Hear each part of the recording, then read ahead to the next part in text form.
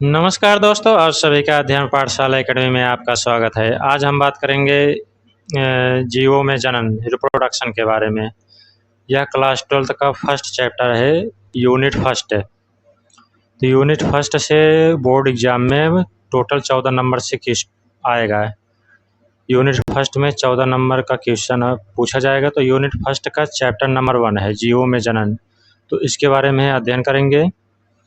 और वीडियो शुरू करने से पहले अगर आप चैनल पर नए हैं तो चैनल को लाइक कीजिए, सब्सक्राइब कीजिए और अपने साथियों के साथ शेयर कीजिए और हमारे साथ लास्ट तक ज़रूर बने रहिए। तो चलिए वीडियो शुरू करते हैं। जैसे कि आप रिप्रोडक्शन का मतलब आप लोग जानते होंगे। रिप्रोडक्शन का अर्थ क्या होता है? जनन। ये आप फिगर देख पा रहे हैं, फंजाई का है, जिसे आप कवक के नाम से भी जानते हैं। स्टार फिश हो गए। यहाँ पर अनेक प्रकार के फिगर लगे हुए हैं। फंजाई, बैक्टीरिया, एल्गी, शैवाल, ये सब फिगर लगे हुए हैं। तो वीडियो हम लोग शुरू करते हैं और इसे डिटेल्स में अध्ययन करते हैं।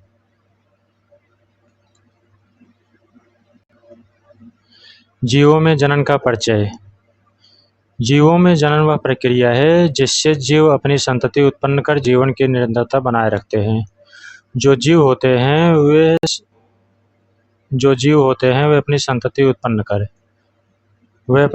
उत्पन्न कर जीवन की जो एक लाइफ साइकिल जो होता है उस लाइफ साइकिल को बनाए रखते हैं, जिससे कि इनके जीवन की निरंतरता बनी रहती है। इसे बोलते हैं जीवों का जनन का परिचय। आगे हम बात करते हैं रिप्रोडक्शन क्या है? जनन वह प्रक्रिया है जिससे जीव अपनी जनसंख्या बढ़ाते हैं। जनन वह प्रक्रिया है जिससे वे अपनी जनसंख्या बढ़ाते हैं, जनसंख्या में वृद्धि होती है। यह जीवन चक्र को बनाए रखने के लिए आवश्यक होता है। इनकी एक लाइफ साइकिल होती है जो कि क्रमानुसार वह चलती है और उस लाइफ साइकिल को कंप्लीट किया जाता है, जिससे कि इनकी निरंतरता बनी रहती है, जीवन चक्र बना रहता है। इनके दो प्रमुख प्रकार होते हैं। रिप्रोडक्शन जो होते हैं इनके दो प्रमुख प्रकार होते हैं, एक असेक्सुअल रिप्रोडक्शन और एक सेक्सुअल रिप्रोडक्शन, जिसे अलैंगिक जनन बोलते हैं और अलैंगिक जनन। तो चलिए आगे बात करते हैं इनके बारे में, टाइप्स के बारे में। जनन के प्रकार, टाइप्स ऑफ रिप्रोडक्शन। ये दो प्रकार के होते हैं। फर्स्ट हो गया लैंगिक जनन, असेक्सुअल रिप्रोडक्शन। एकल जनक से संतति का उत्पादन होता है। नए जीव का निर्माण बिना युग्मक के होता है।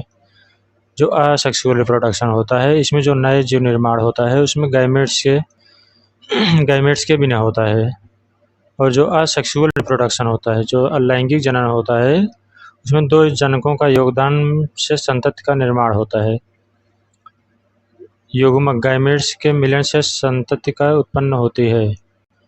दो जननों का योगदान मतलब फीमेल और मेल दोनों आपस में जनन मिलते हैं, तब जाकर इसमें गैमेट्स मिलन संतति का उत्पन्न होता है। अब इनके हम प्रकार के सेक्सुअल रिप्रोडक्शन के बारे में बात करते हैं। असेक्सुअल रिप्रोडक्शन क्या है, इनके टाइप्स के बारे में बात करते हैं। असेक्सुअल रिप्रोडक्शन, इसमें केवल एक जीव के द्वारा नई संतति का निर्माण होता है। पहला पॉइंट, इसे आप ध्यान से देखिए। इसमें केवल एक जीव के द्वारा नई संतति का निर्माण होता है। कोई यौन कोशिका या युग्मक की आवश्यकता नहीं होती है। इसमें कोई यौन जो होता है इसमें कोशिका या युग्मक की कोई आवश्यकता नहीं होता है। संतति जनक के समान होती है। कोई आनुवंशिक विविधता नहीं पाई जाती है। इसमें कोई आनुवंशिक विविधता मतलब जो जेनेटिकली होता है इसमें वो प्रेजेंट नहीं होता है। आगे बात करते हैं तेजी से जनसंख्या में वृद्धि। इनमें एक खास पॉइंट है कि ये तेजी से जनसंख्या में वृद्धि करते हैं। अलैंगिक जनन द्वारा संतति का उत्पादन बहुत तेजी से होता है, विशेषकर सरल जीवों में। जो सरल जीव होते हैं उसमें जो संतति का उत्पादन होता है वो बहुत तेजी से वृद्धि करता है। एग्जाम्पल में आप बैक्टीरिया ले सकते हैं। बैक्टीरिया जो होता है बहुत तेजी से बैक्टीरियोफेज को जो मतलब डिवाइड करके बढ़ता है। बात करते हैं उपयुक्त परिस्थितियों में प्रभावी, कहाँ-कहाँ पे यह प्रभावी होता है। यह जनन उन जीवों के लिए उपयुक्त है जो स्थिर या अनुकूल पर्यावरण में रहते हैं, जहाँ संसाधनों की कमी नहीं होती है। ये आपको वहीं देखने को मिलेंगे जहाँ अनुकूल पर्यावरण मिलेंगे आपको। अनुकूल पर्यावरण रहेंगे और संसाधनों की कमी नहीं होती है, वहीं पर ये आपको प्रेजेंट उपस्थित होंगे। उदाहरण के लिए आप अनुकूल परिस्थितियों में ईस्ट का मुकुलन बहुत तेज़ी से होता है। अभी आपको हम आगे दिखाएंगे जो ईस्ट का बडिंग होता है, बाइनरी फ्यूजन का कार्य होता है, वो बहुत तेज़ी से डिवाइड करता है, तेज़ी से होता है। तो आगे हम बात करते हैं पर्यावरण परिस्थितियों का असर, इस पे इन्वायरमेंटल फैक्टर का क्या प्रभाव पड़ता है असेक्सुअल रिप्रोडक्शन पे। इसमें आप देख पा रहे होंगे जनक और संतति में कोई आनुवंशिक विविधता नहीं होने के कारण अगर पर्यावरण में बदलाव आता है तो सभी संतति एक साथ प्रभावित हो सकते हैं। इसमें यह कहा गया है कि जनक और संतति में कोई आनुवंशिक विविधता नहीं होने के कारण, मतलब जनक और जो संतति होती है उसमें आनुवंशिकी मतलब जेनेटिकली कोई विविधता नहीं पाई जाती है। अगर पर्यावरण में बदलाव आता है, अगर इन्वायरमेंटल में बदलाव आता है तो आपको उसमें संतति के साथ साथ प्रभाव, मतलब तो सभी संतति एक साथ प्रभाव हो सकते हैं। एग्जाम्पल आप उदाहरण ले सकते हैं, यदि पर्यावरणीय परिस्थितियाँ प्रतिकूल हो जाएं तो सभी संतति नष्ट हो सकती हैं। इसमें बताया गया यदि जो इन्वायरमेंटल सिचुएशन होता है अगर वह प्रतिकूल हो जाए, एक तरफ हो जाए, तो सभी जितनी संतति होंगी वह नष्ट हो जाएंगी, सभी नष्ट हो जाएंगी, मतलब डेथ हो जाएंगी। आगे बात करते हैं अलैंगिक जनन के प्रकार। Asexual reproduction types of asexual reproduction, ये कई प्रकार के होते हैं। पहले कंडीशन पर आप देख सकते हैं विखंडन के द्वारा, फ्यूजन के द्वारा होते हैं, स्पोरिलेशन के द्वारा होते हैं, रीजनरेशन के द्वारा होते हैं, पुनर्जनन के द्वारा होते हैं, फ्रेगमेंटेशन के द्वारा होते हैं, वेजिटेटिव प्रजनन के द्वारा होते हैं, वेजिटेटिव प्रोपोगेशन के द्वारा, और बडिंग के द्वारा होते हैं। इसमें और दो प्रकार, मतलब और अनेक प्रकार के होते हैं, लेकिन आपको यहाँ पर मेन पॉइंट, एकदम मेन पॉइंट है। तो आगे हम बात करते हैं विखंडन, फ्यूजन क्या है। तो बाइनरी फ्यूजन जो होता है दो प्रकार, मतलब दो भागों में डिवाइड हो जाता है। इसमें एक जनक जीव दो समान भागों में विभाजित हो जाता है, हर नया भाग एक स्वतंत्र जीव बन जाता है। जो बाइनरी फ्यूजन है इसमें जो जनक होता है जीव दो समान भागों में विभाजित होता है। मान लो ये जीव हो गया, अब ये दो भागों में डिवाइड हो जाएगा, डिवाइड होने के बाद फिर ये यहाँ से होने के बाद हर एक ये भी अब नया फॉर्मेशन करेगा, नया जीव बन जाता है। एग्जाम्पल में आप अमीबा ले सकते हैं, पैरामीशियम। यहाँ पे आपका पैरामीशियम का बाइनरी फ्यूजन दिखाया गया है। यहाँ पर आप देख रहे हैं माइक्रो न्यूक्लियस है, लार्ज न्यूक्लियस, माइक्रो न्यूक्लियस, ये जो आप स्मॉल छोटा से देख पा रहे हैं ये माइक्रो न्यूक्लियस है। माइक्रो या मतलब छोटा न्यूक्लियस और लार्ज न्यूक्लियस। अब माइक्रो न्यूक्लियस और माइक्रो न्यूक्लियस ये दोनों आपस में फिर डिवाइड होते हैं वैक्यूल्स, ये दोनों आपस में डिवाइड होकर फिर माइक्रो न्यूक्लियस और माइक्रो न्यूक्लियस में बढ़ जाते हैं। फिर यहाँ से अलग और डिवाइड होते हैं, फॉर्मेशन क्या क्या होते हैं, बडिंग का फॉर्मेशन करते हैं, फॉर्मेशन होकर अलग करते हैं। फिर यहाँ से वैक्यूल का फॉर्मेशन यहाँ पे हो जाता है, दोनों में वैक्यूल का फॉर्मेशन होता है। वैक्यूल का फॉर्मेशन होने के बाद दोनों नया जीव पैरामीशियम एक एक बनाते हैं, अलग हो जाते हैं दोनों। एक यहाँ पर देख पा रहे होंगे, एक यहाँ पर। और अमीबा का आकार निश्चित नहीं होता है, ये आप अमीबा का आकार देख लीजिए। अमीबा का आकार नहीं होता है, ये अंगुलाकार होता है, अंगुली के आकार का होता है। पैरामीशियम का चित्र आप डायग्राम में वैक्यूल हो गया,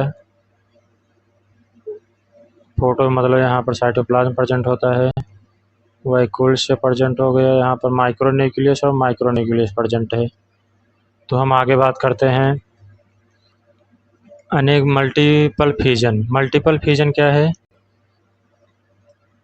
इसमें जनक जीव एक ही समय, इसमें जो जीव होते हैं वह एक ही समय में कई भागों में विभाजित होते हैं और प्रत्येक भाग एक नया जीव बनाता है। मतलब आप इसमें ये समय ऐसे समझिए, जो जीव होता है वह एक समय में विभाजित कई भागों में विभाजित होता है। ये जीव हो गया तो कई भागों में विभाजित होता है, कई भागों में आपको विभाजित होते हुए दिखेगा और प्रत्येक भाग एक नया है। ये जो प्रत्येक भाग है ये आपको एक नया जीव बनाता हुआ दिखेगा आपको। एग्जाम्पल में प्लाज्मोडियम, एग्जाम्पल इसका प्लाज्मोडियम है। ज़्यादातर परजीवी इस प्रकार का जनन करते हैं। आप इसको ध्यान दीजिए, ज़्यादातर जो जीव होते हैं वो परजीवी होते हैं, परजीवी इस प्रकार का जनन करते हैं। आगे बात करते हैं मुकुलन, बडिंग। बडिंग क्या है? इस प्रक्रिया में जनक के शरीर पर एक कली बढ़ उभरती है जो विकास करके एक नया जीव बनाती है। यह कली जनक से अलग हो सकती है या जुड़ी रह सकती है। यहाँ पर आप देख पा रहे होंगे एग्जाम्पल में ईस्ट हो गया, हाइड्रा हो गया। अब budding of the east, east का एग्जाम्पल आप देख लीजिए। जो कली है ये आप देख लीजिए, ये एक न्यूक्लियस है। अब न्यूक्लियस पे यहाँ कली का निर्माण हो रहा है, आगे कली का फॉर्मेशन हो रहा है, बडिंग। अब कली का फॉर्मेशन होते हुए यहाँ से फिर एक आगे इसका एक प्रोसेस और कली का फॉर्मेशन हो रहा है। कली का फॉर्मेशन होते हुए करके यहाँ पर आप देख पा रहे हैं नया जीव बनाते रहा है, नया जीव बनाती है। यहाँ पर आप देख पा रहे हैं ये नया जीव बन गया। तो ये बडिंग ऑफ द ईस्ट में का कार्य होता है। उसके बाद आप एक पॉइंट समझ लीजिए, ईस्ट में एकल कोशिका पर कली बनती है जो नई कोशिका में बदल जाती है। हाइड्रा में शरीर के एक हिस्से पर कली का विकास होता है। क्या? हाइड्रा जो होता है शरीर के एक हिस्से पर कली का विकास होता है और धीरे धीरे विकसित होकर नया हाइड्रा बनाता है। ये जो बात है, ये शरीर के एक हिस्से पर कली का निर्माण होता है, यह शरीर का यही एक हिस्सा है, इसी पर इसका विकास होता है और विकास होकर धीरे धीरे विकास होकर ये धीरे धीरे नया हाइड्रा बनाता है। आगे बात करते हैं स्पोरिलेशन। स्पोरिलेशन क्या है? इस प्रक्रिया में जीव बीजाणु स्पोर्स बनाते हैं जो विपरीत परिस्थितियों में जीवित रह सकते हैं। ये बीजाणु अनुकूल परिस्थितियों में नए जीवों में बदल जाते हैं। एग्जाम्पल में आप फफूंद ले सकते हैं और शैवाल है। बीजाणु हल्के होते हैं और हवा, पानी या अन्य माध्यमों से फैल सकते हैं। जो बीजाणु होते हैं वे हल्के होते हैं और हवा, पानी व अन्य माध्यमों से फैल जाते हैं। ये आप देख पा रहे हैं फंजाई, फफूंद। ये फंजाई फफूंद है, ये भी फंजाई फफूंद है। ये आपको एल्गी शैवाल है, जो आपको ग्रीन ग्रीन सब दिख रहा है पूरा, ये सब शैवाल है। आगे हम बात करते हैं पुनर्जनन, रीजनरेशन। रीजनरेशन क्या है? कुछ जीव अपने शरीर के कटे या टूटे हुए हिस्से से पूरे नए जीव का निर्माण कर सकते हैं। कुछ जीव अपने शरीर को कटे या टूटे हुए हिस्से को, मतलब कुछ जैसे स्टार्च हो गया, इसमें जो अगर यह शरीर कटा हुआ है आधा है, यहाँ से मान लो कट गया है ना, तो यह अपने शरीर का पूरा निर्माण बाद में कर लेगा। एग्जाम्पल में प्लानेरिया, स्टारफिश आता है। प्लानेरिया और स्टारफिश आता है। यदि एक प्लानेरिया का शरीर कट जाता है तो हर कटे हुए हिस्से का एक नया जीव उत्पन्न हो सकता है। आप इसको ध्यान से देखिए, एक प्लानेरिया का शरीर, जो प्लानेरिया होता है, अगर उसका एक शरीर का हिस्से प्लानेरिया होगा, उसका अगर शरीर का हिस्सा कट गया यहाँ से, तो हर जो ये कटा हुआ भाग है, कटे हुए हिस्से का एक नया जीव, इसका भी एक नया जीव उत्पन्न हो जाएगा। इसी को बोलते हैं प्लानेरिया पुनर्जनन, रीजनरेशन। आगे बात करते हैं खंडन, फ्रेगमेंटेशन क्या है? इस प्रक्रिया में जनक का शरीर टूटकर कई टुकड़ों में बढ़ जाता है। इस प्रक्रिया में जनक का शरीर टूटकर कई टुकड़ों में बढ़ जाता है और हर टुकड़ा एक नया जीव बनाता है। उदाहरण के लिए आप स्पाइरोगाइरा ले सकते हैं और समुद्री तारा स्टारफिश, ये आपका स्टारफिश है। अधिकतर शैवाल और कुछ समुद्री जीव इस प्रकार का जनन करते हैं। मतलब आपको कुछ जीव ऐसे देखने को मिल जाएंगे, अधिकतर ये शैवाल हो गए, कुछ समुद्री जीव जो हो गए, आपको ऐसे टूटकर कई टुकड़ों में बढ़ जाते हैं और हर टुकड़ा जो होता है नया जीव बनाता है। तो इसी को हम खंडन या फ्रैगमेंटेशन के नाम से जानते हैं। आगे बात करते हैं वेजिटेटिव प्रोपोगेशन। पौधों में बिना बीज के नए पौधे उत्पन्न होते हैं। पौधे में बिना बीज के नए पौधे उत्पन्न होते हैं। पौधे के किसी भाग जैसे तना, जड़ या पत्ती से नए पौधे उग जाते हैं।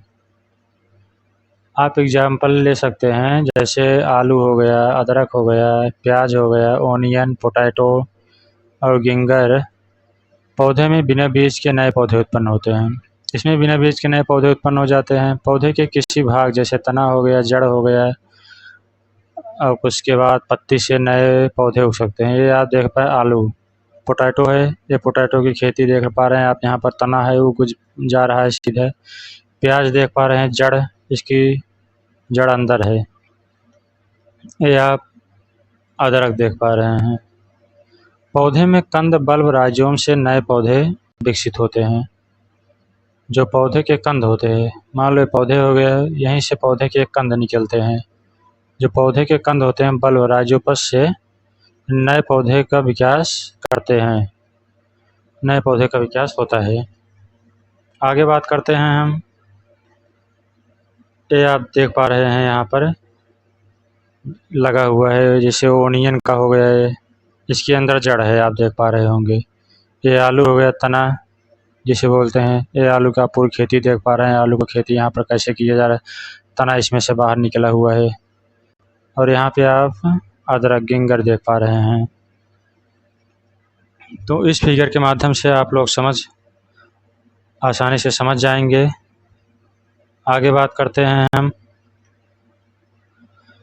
तो दोस्तों वीडियो यहीं पर समाप्त होता है, और वीडियो कैसा लगा आप सब कमेंट में ज़रूर बताइए और अपनी राय कमेंट में दीजिए। अगर आपको वीडियो पसंद आया हो तो कृपया इस वीडियो को लाइक करें, और आपका एक लाइक हमें और अच्छा भी कंटेंट बनाने के लिए प्रेरित करता है। इसके अलावा अगर आप हमारे चैनल पर नए हैं तो चैनल को सब्सक्राइब कीजिए, लाइक कीजिए और अपने साथियों के साथ शेयर कीजिए। तब तक हम मिलते हैं नेक्स्ट वीडियो में, तब तक के लिए धन्यवाद।